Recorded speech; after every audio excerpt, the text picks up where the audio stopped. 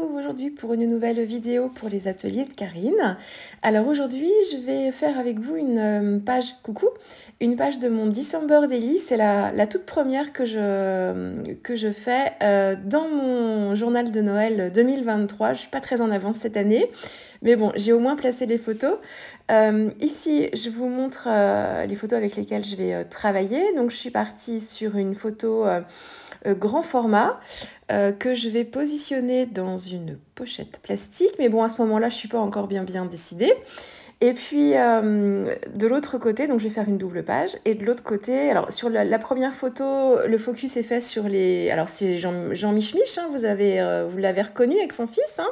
Je les ai trouvés en figurine dans un magasin sur Nantes. J'ai craqué, donc pour le père et pour le fils, hein, forcément. Donc il y a la plus grande photo, le focus est fait sur les deux personnages, et de la petite photo, en fait, le focus est fait sur le sapin et on les voit en flou d'arrière-plan. Alors, j'ai sélectionné des papiers de la collection. Là, je travaille avec la collection Christmas Street. Je ne pense pas avoir utilisé de collection précédente de Noël. Je ne crois pas. Et là, alors, je suis en train de faire des tests, en fait. Donc, j'ai découpé les cartes de Project Life de la collection de papier. Je suis en train de voir un petit peu. Je pense que celle-ci convient complètement parce qu'il y a un petit jeu de mots avec le dire, qui veut dire élan, je crois, ou reine, enfin voilà. Et puis le dire pour ma chère, ça s'écrit pas pareil, ou mon cher. Donc ce sera ça. Et puis là, je suis en train de voir un petit peu comment je fais. Je fais des tests. Alors, ce projet December Daily, alors je vous l'ai déjà dit pour les 2 années précédentes, hein, quand j'ai fait des vidéos pour les ateliers de Karine avec ce projet-là. Moi, je ne l'ai pas construit comme un mini-album du tout. C'est vraiment un journal de décembre où j'y rassemble en fait des souvenirs de ce mois. Donc ça peut être des souvenirs en photo. Il y a pas mal de photos en fait dans mon classeur là. Mais ça va être aussi des sessions d'art journal que je vais pouvoir faire. Ça va être ce que je vais regarder à la télé sur ce moment-là. Ça peut être des publicités de quelque chose qu'on aura vu en fait et je vais garder les tickets. C'est vraiment comme un journal. Donc, je rassemble en fait les différents éléments que je veux voir figurer dans mon journal de décembre et je me préoccupe pas du tout des formats. Je trouverai forcément une solution pour les intégrer. Même si c'est un format qui est beaucoup plus grand que mon classeur, avec un système de pliage, des choses comme ça, je l'ai déjà fait. J'arrive toujours à trouver une solution pour les insérer dedans. Donc du coup, il n'est pas du tout, il est pas harmonieux comme une construction de mini-album comme ceux que je pouvais faire. J'en fais plus, mais que je pouvais faire. Il n'est pas du tout construit comme ça. Il n'y a pas forcément de combo couleurs non plus respecté sur tout le long de mon journal de décembre non plus. Si je veux faire une page rose fluo en fait dans ce journal, parce que je suis inspirée par cette couleur, voilà, enfin. En fonction de ce que je veux faire, eh ben, il y aura du rose fluo à côté d'un rouge. Enfin voilà. Le principal, c'est que quand je tourne mes pages, il y a une harmonie en fait sur la double page. Mais si je passe d'un rose fluo à un vert sapin en fait la page d'après, eh ben ça me gênera pas du tout. C'est pas voilà, il y a pas c'est pas un mini album de décembre du tout ou un mini album sur Noël. C'est vraiment un journal. Donc au fur et à mesure des pages, on peut changer d'ambiance et d'univers. Je vais pas forcément je vais commenter un peu ce que je fais, mais là vous voyez, ça se passe de commentaires, hein, y a rien d'extraordinaire non plus. Pardon. Si je peux vous donner un conseil, hein, c'est ce que je vous dis tous les ans pour celles qui démarreraient le projet cette année, il n'est pas essentiel vous faites bien sûr comme vous voulez. Si vous voulez scraper une double page par jour ou une page par jour avec une photo et ce qui s'est passé le premier jour du mois, le deuxième jour du mois et ainsi de suite, bien sûr c'est possible de le faire. Par contre, c'est très chronophage de le faire comme ça et on peut vite être découragé et ne pas aller au bout du projet parce que du coup, on ne l'aura pas fait pendant 2-3 jours et après, on perd le fil et du coup, on a moins envie de se mettre dedans. Moi, il n'est pas construit comme ça du tout. C'est si pendant 3 jours, j'ai pas pris de photos parce qu'il ne s'est rien passé de spécial, j'ai pas de photos pendant 3 jours. Je me préoccupe pas trop non plus de la chronologie, c'est-à-dire que je vais placer mes photos en fonction de ce que je vais faire. Si je mets le 1er décembre une photo qui a été prise le 15, bah, c'est pas grave, ça me dérange pas. Je mettrai quand même le 1 parce que je serai en ordre chrono quand même au fil des pages, 1, 2, 3, 4, voilà. Mais je me préoccupe pas du tout de ça en fait. C'est vraiment une sorte de best-of du mois de décembre, donc c'est pas forcément dans l'ordre. Tant que c'est harmonieux pour moi, en fait, ça me pose pas problème. Donc voilà, moi, c'est pas forcément une photo par jour. J'ai pas, y a des pages où j'aurais pas, par exemple, le numéro 2 ou le numéro 10, parce que voilà, je vois pas, je vois pas comment mettre ce numéro-là ou parce que ça m'inspire pas spécialement. Donc c'est vraiment très très libre. Et aussi, j'essaye de me tenir à jour sur l'impression de mes photos surtout. Donc, j'en ai pas forcément une par jour, mais il y a certains jours, comme quand on a décoré le sapin, j'en ai pas qu'une, j'en ai plein. Donc, je vais avoir peut-être 3 doubles pages sur ce moment-là, parce que voilà, j'avais plein de photos et que je voulais illustrer vraiment ce moment-là. Et puis, il y a des jours où je vous dis, il y en a pas du tout. Donc, ce que je me force à faire, c'est au moins gérer mes photos, les imprimer. Et puis, si je peux commencer à les placer dans mon album, au moins juste ça dans mes pochettes, si je les mets dans des pochettes, parce qu'elles ne seront pas toutes dans des pochettes non plus, eh bien, vraiment, je fais ça. Et si je ne les place pas, c'est au moins les imprimer pour que cette partie qui, moi, m'intéresse le moins soit faite, parce que c'est la plus rébarbative pour moi. Et c'est souvent ce qui peut m'empêcher de m'y mettre, c'est que je me dis, oh, j'ai les photos à imprimer, voilà, bon, bref, j'ai pas forcément envie. Voilà, donc c'est les petits conseils que je peux vous donner. Et moi, je suis pas très en avance cette année parce que quand je monte ma voix sur la vidéo, nous sommes le 12. Donc, j'ai fait juste cette double page. Enfin, du coup, ça fera l'objet de 2 doubles pages ici, avec l'intercalaire au milieu.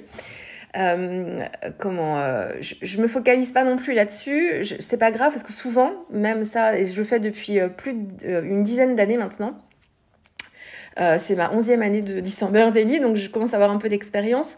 La plupart du temps, je le commence en décembre, mais je le finis surtout au mois de janvier. Donc tout mon mois de janvier, il est consacré aussi à la finalisation de ce mois de décembre. Et du coup, comme le mois est terminé, et les photos, ça s'est arrêté, quoi. Et ça, je me laisse plus forcément déborder. Je sais que voilà, j'ai toutes mes photos et il n'y a plus qu'à m'occuper de la déco. Et puis si certaines pages sont moins décorées que d'autres, et ben c'est pas grave non plus. Je me focalise pas là-dessus. Le principal, c'est de se faire plaisir sur certaines choses.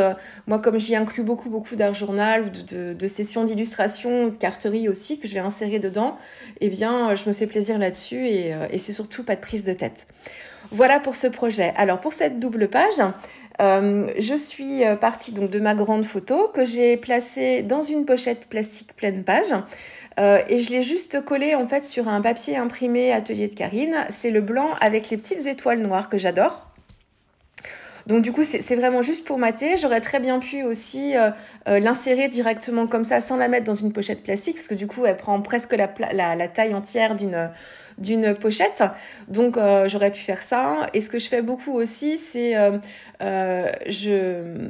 quand j'ai des formats qui rentrent pas forcément dans des pochettes, qui sont pas en format standard, eh bien je me découpe en fait une page de rhodoïde, donc de transparent, que je vais découper au format de mes pochettes plastiques, en fait pleine page, mais sur l'intégralité, en fait, avec la tranche pour les trous comprise.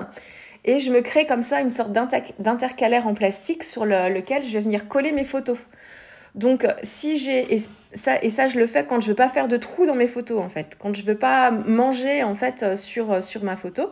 Donc, je vous montrerai peut-être je ferai peut-être une autre page pour les ateliers de Karine où j'utiliserai ce petit truc-là. Mais je peux vous l'expliquer par oral comme ça.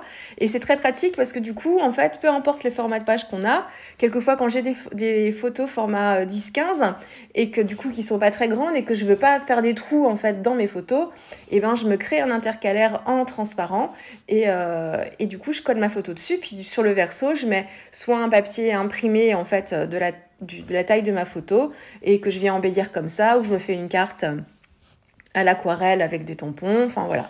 Donc c'est une bonne méthode. Donc ici, la photo presque pleine page sur un papier imprimé. Et puis, c'est ce que je vous ai dit quand j'ai défilé en fait la collection avec vous.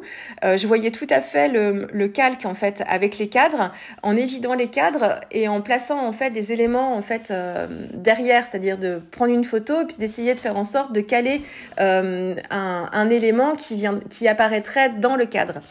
Et puis quand j'ai commencé à évider en fait mes petits cadres, je me suis dit que ça pourrait être rigolo de pas forcément les évider totalement et de me faire comme des petites cases de calendrier qu'on viendrait soulever comme ça. Donc sur certaines en fait j'ai découpé en fait que les 3 côtés et puis j'ai laissé un côté en fait plein pour pouvoir plier et relever comme ça ma petite case. Et puis pour d'autres j'ai évidé, enfin voilà. Et j'ai essayé d'harmoniser tout ça pour me faire en fait un intercalaire qui soit un petit peu dynamique, quoi, qui est voilà, qu'on puisse aller soulever certaines choses. Et puis comme j'ai évidé certaines parties de mon calque et que j'ai même fait ça sur les côtés, du coup mon calque se tenait un petit peu moins bien. Donc pour le rigidifier un petit peu, qu'il se tienne mieux, et ben je l'ai fixé sur justement une page de transparent. Donc j'ai repris un transparent que j'ai découpé à la taille de mon calque. Donc mon calque en fait il fait la taille d'une pochette plastique avec les trous compris, hein. Donc c'est vraiment voilà le gabarit le plus grand en fait de page pour mon classeur. Et je suis venue en fait, alors je l'ai pas collé, j'ai fixé avec 2 agrafes en haut et en bas pour pas avoir des points de colle parce que je vais pas embellir le verso. Donc je voulais pas qu'on voit la colle en transparence. Donc j'ai juste mis des agrafes et du coup ça me permet d'avoir un calque qui se tient bien. En plus il y a un effet aussi électrostatique et il reste un peu collé quand même au rhodoïde.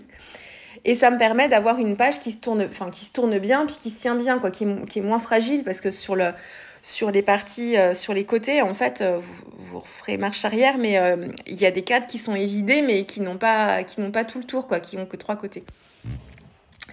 Donc voilà. Ensuite, j'ai embelli avec les planches d'alphabet stickers en puffy de la collection Christmas Street.